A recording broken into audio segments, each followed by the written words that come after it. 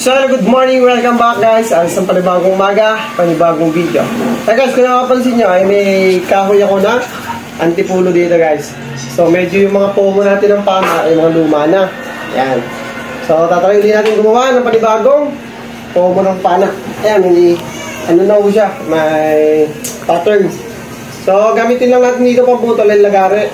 Kasi pag sa patistisan, inaayawan mo itong puno ng antipulo. Kasi mabilis daw makapurol. So, try naman natin siya. Gamit ay lagare. So, first time kong gagawin to guys. Para sa inyo ulit itong video na to. Kasi yung mga last video namin ito, siguro, after 6 months, maganda po yung views. So, halina po kayo at pakakuha kayo ng idea. Simpleng pana. Dun ho, sa mahilig mag-sport fishing dyan. So, ito para sa inyo itong video na to.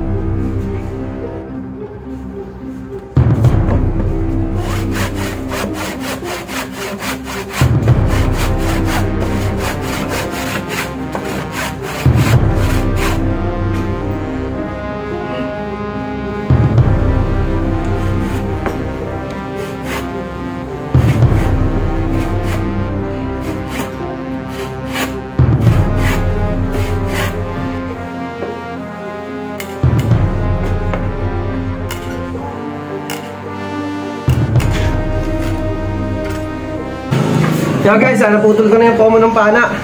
So, sa isang kahoy po pala, nagawa ko yung dalawa. So, sana matapos natin ito ng ayos. Medyo matagal-tagal yung lagar yan. Hirap. Pero worth it naman ito pag natapos. So guys, yan. So, yun. Update ko kayo mamaya sa mga mangyari pa.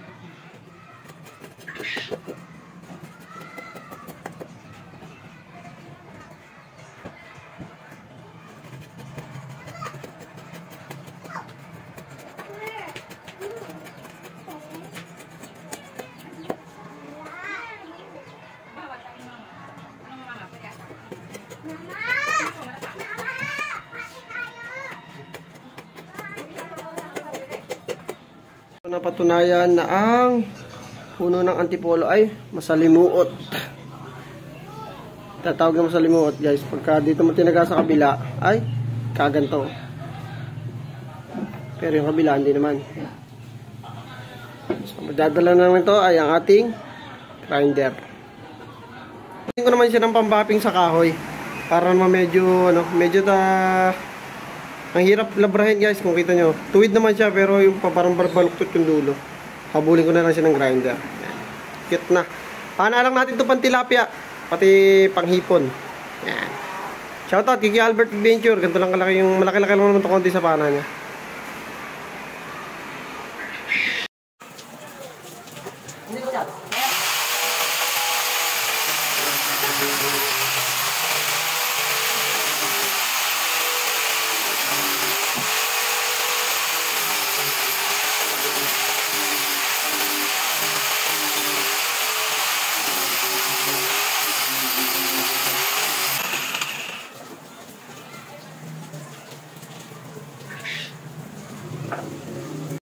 Ayan guys, lalagyan na natin siya ng kabitan ng trigger niya. Kung napapansin nyo guys, ibang style to. So gagayahin ko dito yung pana ng sa ibang lugar kay Kailugan TV at Timotsik. So pana na pang dagat. So pero pang hipon lang to guys. So dito ko siya lalagay. So ito yung pinakapitan ng trigger na dito. Go! Ito sa butas ng ano.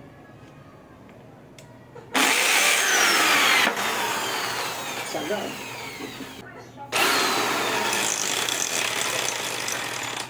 Ako na yung bahalang mamili kung gaano kalaki. Yung guard ko na gagamitin ay napapansin nyo, tuwid welding rod lang po yan. DIY lang tayo. Alam niyo naman, pag ano pa tayo sa gamit. DIY lang po. Na guys, kung napapansin nyo, ito na po rin yung pinaka-trigger ko. Ito, wait lang. Ayan. Ito na yung pinaka-trigger ko. So dapat, hindi siya ganun kaganda guys kasi first time kong gagawin to. Pero pwede na to. Dapat yan, matibay yung tali nyo. Talihan nyo to. Para pag binaloktot nyo siya dito sa trigger happy niya.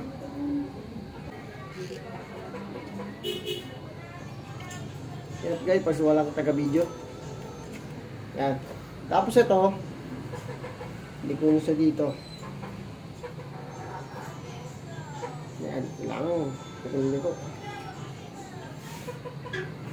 Ikot. Ikot. Ikot. Yan.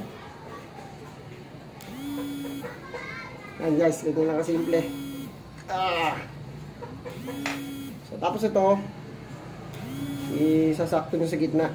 Para yan. Tigas. Hindi matigas siya eh. Kasi ang matibay talaga yan.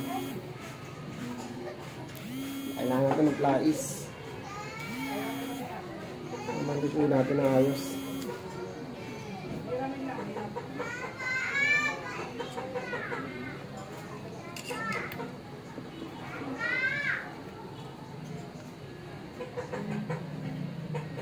Ayan guys.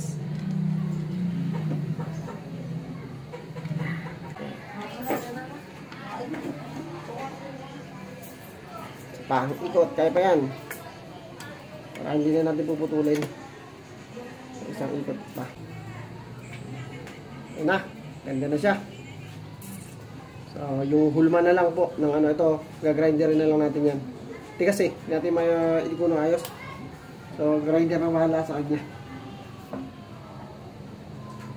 Just to guys, medyo bebend lang natin ng maganda-ganda para sa trigger niya.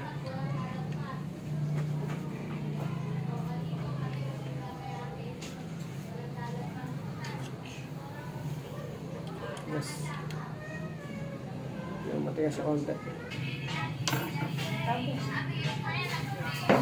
So guys, kung napansin nyo, medyo in-adjust ko pala dito. Tapos medyo liligo-ligoin ko to. Mas bet ko kasi yung ano eh. Mas gusto ko yung medyo malay-layo yung ano. Para sakto dito. Yan. So panghipon lang to, tsaka pantilapia. Okay lang guys. Ayan tayo. Mamaya subukan natin. May goma to. Goma lang muna habang wala pang ano. Wala pang spring. O kaya mga goma pa dito mas maliliit eh. Ito. Medyo dito goma na to.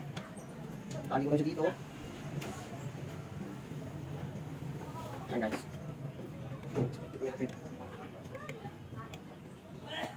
Yan siya na, gabi nga magawa eh. Yung time ko eh. Yung sakat lang ng oras. Kumakabis tayo. Yan. Okay na, pansamantala lang to guys. Mat na ganyan, tapos eh kikikilin para mas maganda.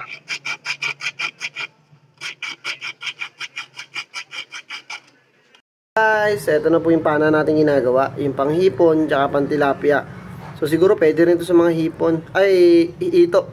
Kung anumang isda, wag lang may malalaking igat. So, ito na lang ang kulang guys. Yung pandulo dito. Tapos yung goma. So, gamit lang po namin yung payong. Yan, madali lang pong hanapin yan sa mga gilid-gilid ng bahay. So, yan ho, ilalagay natin yan sa dulo para mamaya testingin na po natin siya.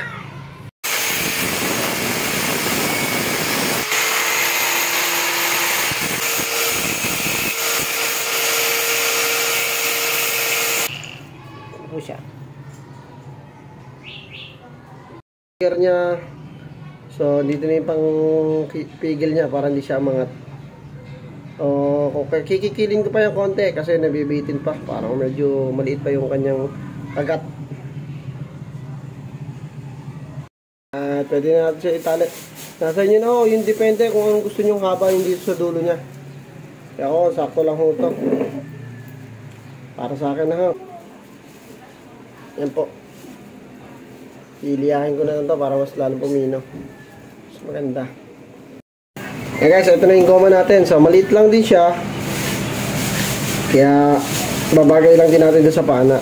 Pero malakas po yung goma niya kahit maliit. Mamaya po, tatry natin siya. Anong klase?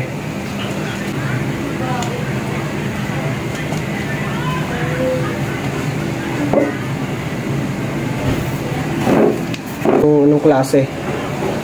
So, maraming salamat po sa panonood. So, tatry po natin siya. Ano? Kaya guys, ito, susubukan natin yung mini spray gun. So, pasensya nyo, hindi ako ganun ka-expert magawa, pero first time kong ginawa to. So, yung mga pana ko dati, pinapagawa ko lang. Ayun nga pala, big shoutout kay Idol Jernel. Maraming salamat sa regalo mong pana. Kahit nasa inyo pa, hindi pa namin nakukuha. Lubos na ako nagpapasalamat. At hinuli nyo na yun ng mama, ang-upload lang nila kahapon. Okay, subukan natin itong mini spray gun ko, pang tilapia na maliliit, saka pang ipon.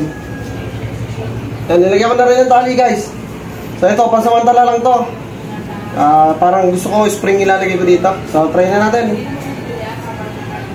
Yo, kita nyo naman guys, tumatalsik.